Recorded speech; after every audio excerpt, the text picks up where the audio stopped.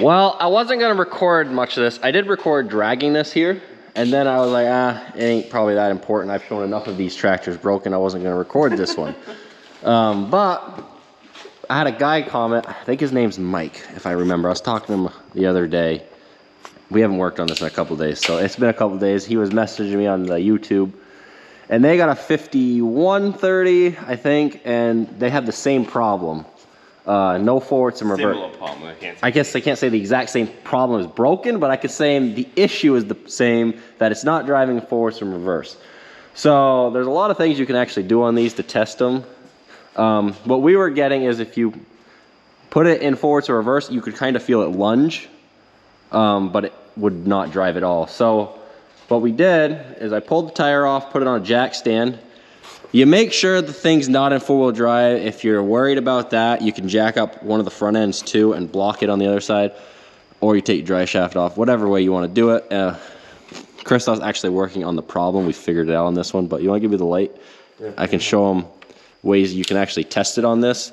On the back, right here, you can power test your solenoids. Which one was it, Christoph? Because he was the one that was doing this on. We were doing it in the field. You have a second light. These two. So this one is forwards, and I think that one is reverse. The one right closer. These two, yeah. So those two, you power test those to see if they're getting power when you switch your shuttle. And if you put a positive and a negative to it, you can make it drive. Then you know it's not electrical. Yep. Hydraulic. That's how you know it's not hydraulic. Yeah. But then we had that, all our power was working there, but we still weren't getting drive. So then I jacked it up, like I was saying, and I came under here by the battery terminals, and then you have this row of solenoids. Where is it? You got here, if I can get the camera. It's a wiring shit show because this thing's about as old as dirt. So you got all these. I pulled the top one off, I unplugged it, and then I jumped power to the correct side. If you jump it to the wrong side, it's not going to do anything. Just don't hold it there, but switch it. And make sure someone's in the cab, have it in the lowest gear, and if it starts driving, you know that nothing wrong is on the inside, because it'll drive now when you jump one. That right there is your clutch pack solenoids. Each one does, that just fell, does one of your 4 shuttles. So that's what powers, that's where the power goes. That's all good, you know your inside's all good. And then one of the power must work. The next thing, Christoph unplugged that wire because that runs your electronic module. He thought that was the issue. But then he realized that we've had it once on this tractor before when we bought it. On the front, there's also a relay. I'll walk around. So Christoph just is gonna plug that wiring harness in. I'm gonna take it back off after and clean it. Well, wrap it all up so it's not all over the place. Yeah, you did see on camera that it looked like hell, and that's because of oil. But that wire, where's that go? He's got it right there right now, and he has the inside tore apart. We're gonna walk around and show. You know, this is an instructional video. How to diagnose? How to diagnose a 5230 for not driving. So there ain't nothing special about this tractor. She is used and abused. This one has a couple less hours than the main feeding tractor. This one's only at 18,000 hours. So not as high, but I think it looks worse than that. Oh no, this one's a hell of a lot worse, and it has less power because there's no turbo. So that gets plugged in. Where'd you plug that in? It goes underneath. That's why I said you can't see anything. Oh. It's through underneath. So there's a hole specifically cut out for this job. Yeah, someone before us cut that out, but you go through right there with your hand. I can maybe show you from the back, but this thing, you can't take the seat off. Christoph, I already had it moving, so it's not gonna drive. So Christoph's gonna jump that wire. There's a wire that unhooked from that cylinder relay, and that should make it drive. So he's gonna power test it before he. So right now that's all it was doing, and now you can see it's moving.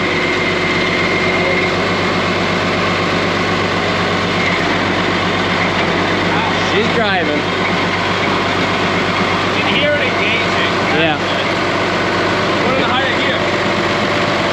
That is looking. you it was. You can, so now hit the clutch packs. You gotta let off the clutch. You can, I don't know if the camera's picking up, but you can hear the clutch packs changing. Whoa. You shut it off while it's still moving. Auto kicks in when the hydraulic shuts off. Yeah, don't do that. No good. No bueno. Well, I think tomorrow I'll buy a new cylinder, a relay, and a housing, and I'll just redo that tomorrow. So this, it's old and worn out. This so wire is missing. Right there. I had one, blue one. So he saw that was popped out. That wasn't, we had this problem Many years ago. when we bought it. I don't know how, it's been a long time since we got 5-6 this. years ago. Way longer than No. 5, yes. That we bought it, yes. I guess maybe the problem was 5-6 years ago. At least you fixed it. So that is our issue on not driving. Now this, you can have internally. So another thing, the MX 120, very similar kind of like this too, same quad range. Christoph was going down the road once with it from East Richford. Yeah, I came down J Peak. And all of a sudden he hit hyperspeed neutral going down the hill. And she went from 18 miles an hour to really fast. I think it was doing 35. I just didn't stop. I wanted to get to the bottom. So what happened was on the inside, which that one was the same cover, right? Yes, same thing. Right here's the plate. This guy, you open that up and the gear, the nut, the bolt came off. Yeah. And the gear popped off. So it was actually a really easy fix. And that right there was allowing no hydraulic pressure. No, that's hydraulic pressure. That just doesn't let it drive. So there's still hydraulic pressure? There's still hydraulic pressure because of that. But it wasn't driving. So it was really... The only reason why you can't get hydraulic pressure is... If your pump's bad. Your pump's bad or... The gear strips. That's what happened to our feed tractor when we bought it. I had to replace the shaft and the gear. So and you the bearings. to check that, you pull that pump off right there, Yep. which is heavy, and pull the damn tire off. Yes, it's so much easier. Christoph, the first couple times, used to do it without pulling the tire. Pull it off. Because it was a loaded tire and it sucked taking off. Take the tire off. So you pull this pump off right here, and then you can check if your gear's good or if your pump's something's wiggling, or you can just see that before you have to actually split it. Because to change the gear out, you have to split it. Yeah, But you split it right here on the front, which is very easy on these. You can see the gear easy going into the pump after. Yeah. So that's why you don't have hydraulic pressure normally. This is specifically a video for one guy that commented, and I'm just Trying to help, man. trying to help someone out. I don't know who he is, but maybe this video will help him because I kind of just gave him the rundown of every reason why it really won't drive for the most part. That we know of. And if everything works, then obviously he's gonna turn it in. Yeah. I mean, you have relays right here that can be bad. You have a couple fuses that can be bad. I mean, I guess this could be. We've had it on our 5130, the quad range electronic part. That was bad, but then you pull out the wiring harness like Christoph had, and there's certain ones there that you can power test, right? If they get power or not. Yeah, that's why this wire. So if this is good, it'll runs down through and then to the wiring harness, and then you can power check all the wiring harness stuff, and as long as the right ones are getting power, then it leaves your only last electrical problem as your quad range. And that has been an issue before too. So it is what it is. Alright, tomorrow I'll get a new one. This is a very short video. Little paint job. Yeah, if someone wants to fix her up for us, I'll promote your business on our YouTube. If you can find cheap handles for it. Yeah, if someone wants to come do this, I'll promote your business for you and give you a shout out. Yeah, this one comes with extra airflow. Every winter it gets a new grain bag put on it with duct tape, and the doors stay off because the doors... Did we put a plexiglass? No, the doors on the other feed tractor were forcefully removed by someone. It wasn't me.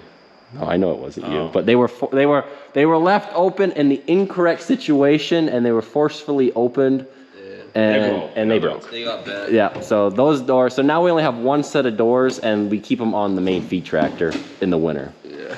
And this one runs high AC and good cold wind in the winter. Yeah. Windows don't fog up. Not bad.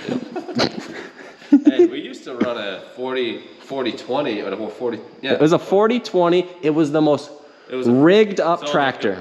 The motor was a 42-30, It was a 40-20 and a 40-30 in the rear. And we had to make a special... No, it was a 40-10 rear end. No. Yes. You guys need to know all this. No, the back ass was a 40-20.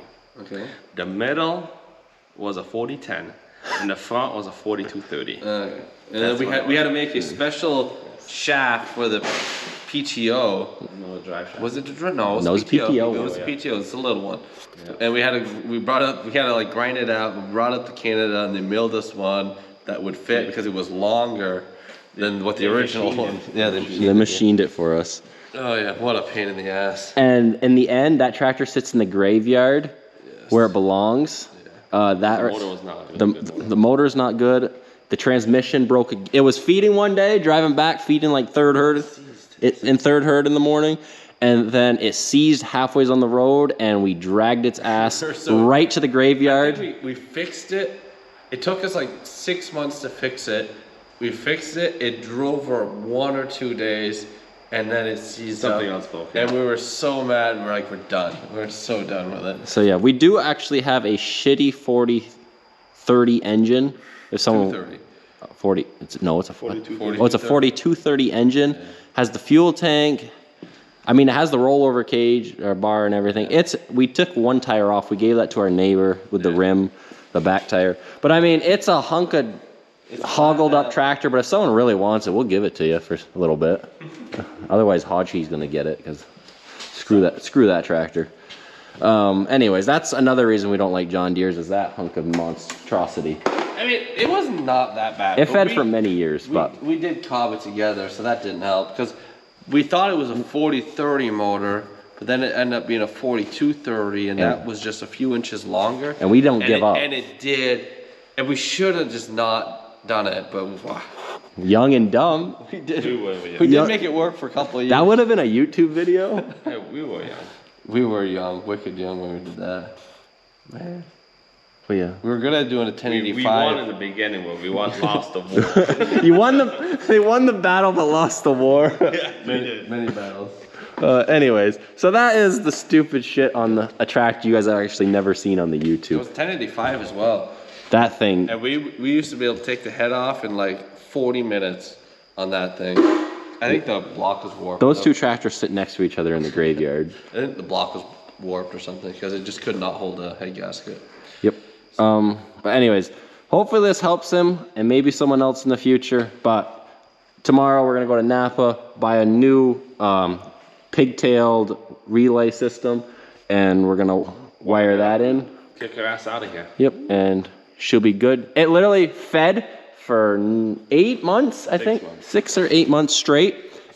Never an issue. We took it off because we finally got the other one done. It went on the rock brake for one day. Marcus, 2-3 hours. 2-3 hours. it didn't even go a whole day, just a couple hours for Marcus. A couple hours that evening. Marcus shut it off, went to run it in the morning again. Wouldn't move. Yep. That's how quick something will break. No, that's when you fix something and you have everything going and you're like, all right, That's good. like That's like doing skid steers. Yep, we always leave one skid steer broken on the farm because it leaves the other. Like I fixed the 1840 finally, the other one, and the main feed one broke the next day. Then we got that one fixed. The one that we went to use for it, that one broke, and we let it sit outside for 3 months. Didn't have another skid steer break. Fixed that one, and it was broken again. So that's how shit goes. But anyways, thanks for watching. Hopefully this helps him or someone. Kind of a quick rundown and everything. And it's kind of not the normal videos, but we'll get back into those. yeah, we're kind of delayed. It's kind of raining and stupid projects going that don't make good videos. I did painted a roof on a house today and it was just Like no one wants to watch us beat.